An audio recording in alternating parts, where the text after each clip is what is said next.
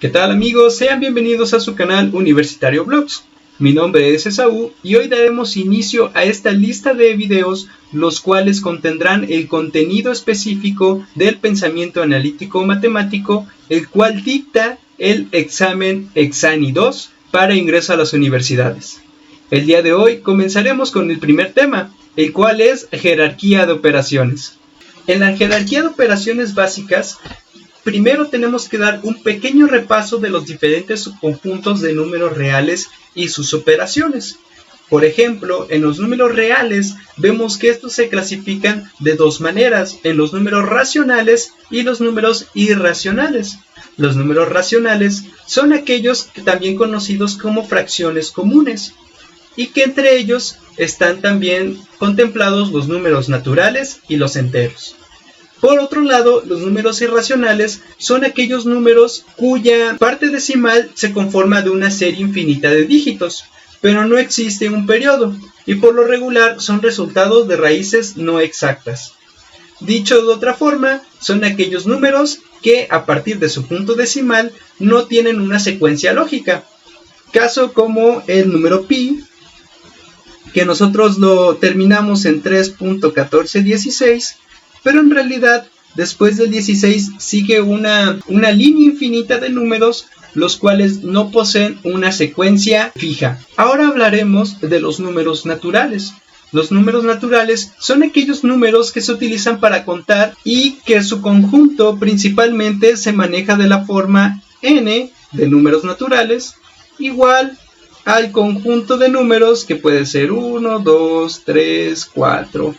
Principalmente los números enteros y que sean positivos, de tal manera que esos son, como lo mencionaba anteriormente en su explicación, los números que nosotros utilizamos para contar, y que estos números contemplan a otras dos clasificaciones, los números primos y los números compuestos. Los números primos son aquellos números que tienen únicamente dos divisores, la unidad y el propio número, teniendo como ejemplo el número 2, 3, 5, 7, etc. Por otro lado, los números compuestos son aquellos números que tienen más de dos divisores.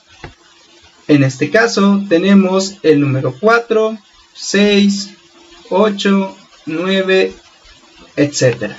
Los números enteros, su conjunto se conforma de números positivos, negativos y el 0. Por ejemplo, en los positivos tenemos el 1, 2, 3, hasta llegar al número infinito en positivo. El número 0, que es el punto medio entre estos dos, y los negativos, que comprenden el menos 1, menos 2, menos 3, hasta llegar al menos infinito. Una vez teniendo claro estos subconjuntos de números, podemos comenzar a realizar algunas operaciones. En el tema de suma y resta, nosotros lo que tenemos que hacer es realizar únicamente sumas, siempre y cuando estos números tengan el mismo signo entre ellos. ¿A qué me refiero a realizar únicamente sumas? Bueno, vamos a verlo a continuación en los siguientes ejemplos. En el caso número 1, tenemos una operación simple, 5 más 8 más 9. La cual nosotros realizamos ya sea de forma corrida o lo hacemos de forma separada. Digamos 5 más 8, esto nos va a dar igual a 13, y 13 más 9 nos va a dar igual a 22. Entonces el resultado final de nuestro primer ejemplo es 22. Hicimos una suma normal. En el segundo caso nosotros tenemos una resta, pero nosotros lo que vamos a hacer es sumar. Para al final nosotros colocar únicamente el signo de estos sumandos. Vamos a hacerlo para que quede un poco más claro. Por ejemplo, 14 más 5 es igual a 19. 19 más 8, que es el siguiente número, nos da 27. Más 1, que es el siguiente número, nos da un total de 28. Sin embargo, esta no es nuestra respuesta final, sino que, como ya había comentado antes, nosotros lo que vamos a hacer es colocar el signo de estos sumandos, el cual es el signo negativo. Entonces, a este 28 vamos a correrle el signo negativo y después nuestro resultado. Entonces, el resultado de esta resta es menos 28. En el tercer caso tenemos lo mismo que el primero. Únicamente vamos a realizar sumas normales. De tal manera que 4 y 8 es igual a 12, más 3, que es el siguiente número, es igual a 15, más 2, que es el siguiente número, es igual a 17. De tal manera que en este caso, nuestra respuesta final es 17. En el siguiente ejemplo, observamos que los números ya tienen signos alternados entre el positivo y el negativo. De tal manera que yo te recomiendo a ti agrupar los negativos con los negativos y los positivos con los positivos. Entonces, primero identifica cuáles son los números negativos y los positivos. Como negativos tenemos menos 5, menos 9, menos 12 y menos 20. Y como positivos tenemos 7, más 3, más 36. Entonces vamos a hacer esta pequeña agrupación. Los negativos, representados con una letra N, tenemos que es menos 5, menos 9, menos 12 y menos 20. Y los positivos, representados con una letra P, como 7 más 3 más 36. ¿Y qué es lo que voy a hacer? Exactamente lo mismo que hice en los 3 ejercicios anteriores.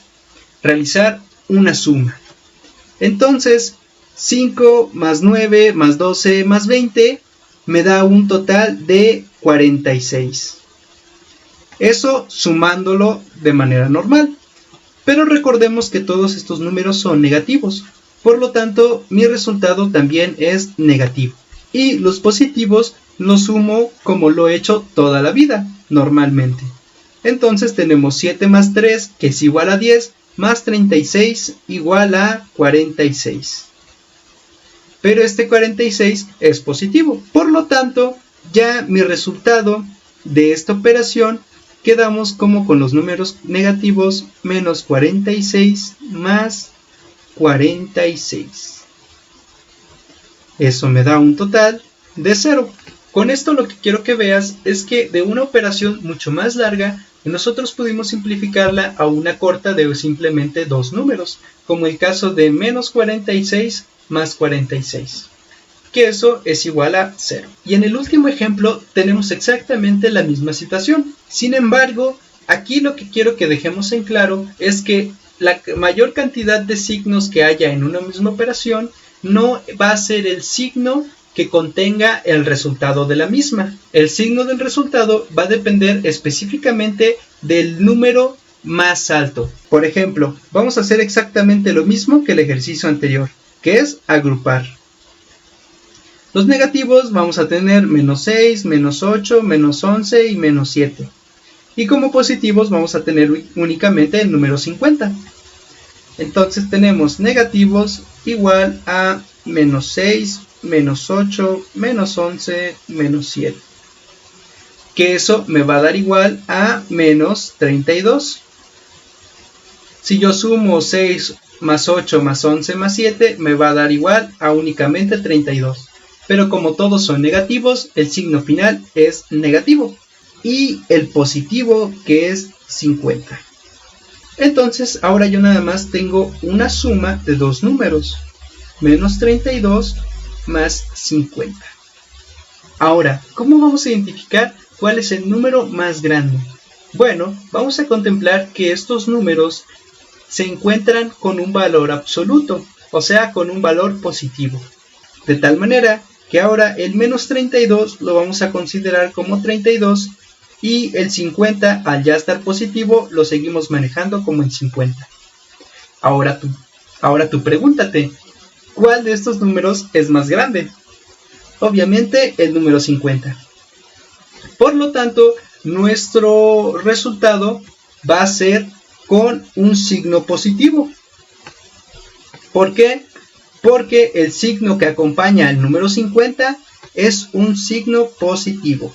Ahora solo vamos a hacer la operación menos 32 más 50, lo cual nos da un total de 18.